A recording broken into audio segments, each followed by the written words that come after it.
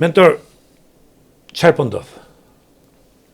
Tani ta përmbledhësh me përgjigje të shkurtër është gati e pamundur, pasi protesta është një ngjarje absolutisht e madhe dhe e rëndësishme në mjedisin tonë politik dhe shoqëror. Nuk është nga ato protestat që ndodhin çdo vit, biles mendoj që për nga përmasat dhe shtrirja është protesta e parë që ndodh pas vitit 1997, pasi të gjitha të tjerat kanë qenë përqendruar vetëm në Tiranë dhe kanë qenë kryesisht protesta të shkurtra, përfshihet atë 2013-s për Studentët. Mbetjet kimike dhe 2017-2018-s ajo e studentëve.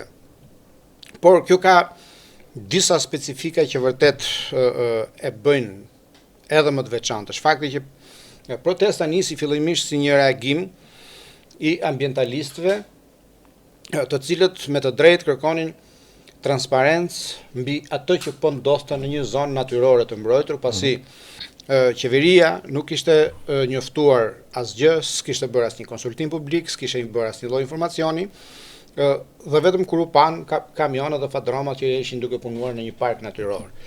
Pastaj u bashkuan pronarët që pretendojnë, banorët që pretendojnë pronësinë mbi tokën dhe doli në skenë historia e gjyqeve që ende vazhdojnë mbi atë sipërfaqe toke. Dhe pra ishte një protestë ku miksuan interesat e një komuniteti caktuar që pretendonte pronësinë dhe qytetarët që mbështesin ftesën dhe thirrjen e organizatave ambientaliste. Pas skenës së famshme ku një protestues u tërhoi zvarr, protesta mbiu befas në Tiranë.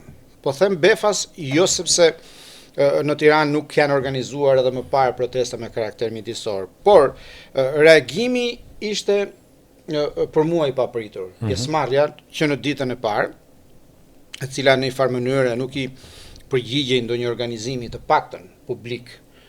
Dhe më pas ajo doli nga Zvërneci, u kthye në Tiranë dhe befas për mua nga një protest për çështjen e pronësisë dhe dimensionin mjedisor u shndrua në një protestë me karakter dhe natyrë të qartë politike, jo thjesht dhe vetëm sepse aty kërkohet dorëheqja e kryeministrit dhe e qeverisë, por sepse edhe